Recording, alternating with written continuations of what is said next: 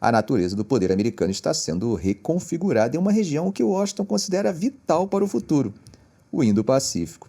Nessa região, os Estados Unidos não se apresentam mais como o garantidor confiante da segurança global, aquele superpoder que diz: confia em nós cuidamos de tudo. O cenário é vasto demais e a ascensão da China representa uma ameaça grande demais. Então, os Estados Unidos estão adotando uma nova postura, a de um parceiro entusiástico para a modernização militar e o desenvolvimento tecnológico. Como vocês devem ter percebido já, muito mais do que era comum no passado, os Estados Unidos estão construindo submarinos de propulsão nuclear com a Austrália, envolvendo a Coreia do Sul no planejamento de armas nucleares, produzindo motores de jatos de combate com a Índia, compartilhando responsabilidade de vigilância marítima com pequenas ilhas do Pacífico e trabalhando com o Japão para adicionar uma capacidade de ataque ofensivo. Por trás das cortinas, os oficiais americanos estão testando novos sistemas de comunicação segura com seus parceiros, assinando acordos para coproduzir artilharia e garantir suprimentos de sangue de hospitais para a região em caso de conflito. Eles também estão treinando com muito mais nações de formas mais amplas e abrangentes. Essas colaborações acabam destacando como a região vê a China. Muitos países temem a crescente força militar e a beligerância de Pequim. Aquilo que vem como ameaças contra a ilha de Taiwan, sua reivindicação sobre boa parte do Mar do Sul da China, que também é reivindicado por outros países asiáticos. Isso sem contar os contenciosos na fronteira com a Índia. Além disso, há uma incerteza crescente sobre a China como parceira econômica, isso com o ritmo mais lento de sua economia pós-Covid. Mas será que os países que estão se unindo aos Estados Unidos estão fazendo uma aposta de longo prazo na América em vez da China?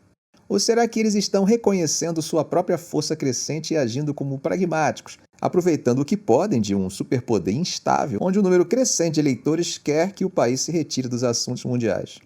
Lembram o American First? Em entrevistas com mais de 100 oficiais atuais e antigos dos Estados Unidos e países do Indo-Pacífico, há certo consenso de que não importa quem ganhe a próxima eleição ou a seguinte, a nação que tem se considerado responsável pela ordem mundial atual foi enfraquecida pelas guerras no Iraque e no Afeganistão, pelos efeitos desestabilizadores da ascensão da China na manufatura doméstica e pelas próprias divisões internas do país. Mas é importante pensar também que o mundo também está mudando, com mais nações fortes o suficiente para moldar os eventos.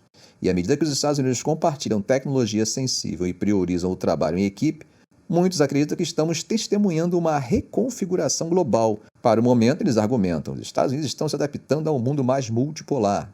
Eles estão aprendendo a cooperar de maneira que muitos políticos em Washington, fixados na supremacia americana, ainda insistem em não aceitar. Desde a Segunda Guerra Mundial, a participação dos Estados Unidos na economia global foi reduzida pela metade. Isso é principalmente devido ao crescimento econômico constante da Ásia. Para vocês terem uma ideia de como esse processo de perda de importância é grande, hoje a China sozinha produz cerca de 35% dos bens manufaturados do mundo. Gente, isso é o triplo da participação dos Estados Unidos. Se pensarmos em termos de região, Japão, Índia e Coreia do Sul também se juntam ao grupo dos 7 maiores em termos de produção, dando à Ásia mais peso industrial do que qualquer outra parte do mundo.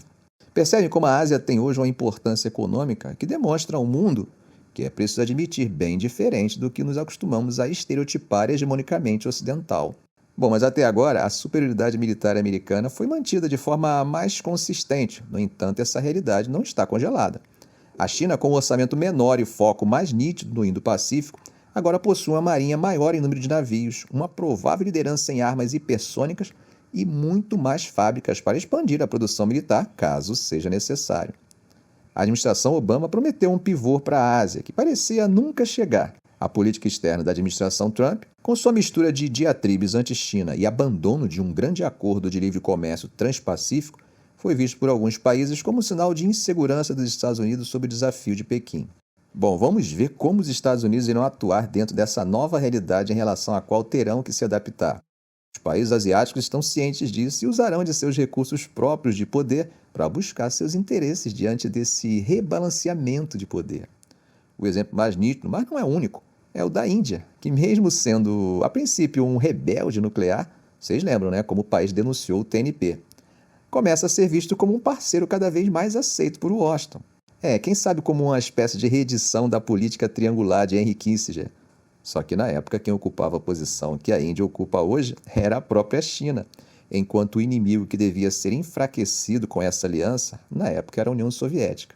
Hoje o inimigo que precisa ser contido é Pequim. Ficamos por aqui. Se esse vídeo foi útil para você, faça um comentário, compartilhe em suas redes sociais, dê um like. Ah, e é claro, se ainda não for inscrito, inscreva-se no canal e ative o sininho. Ok, gente? Um grande abraço do professor Arão Alves.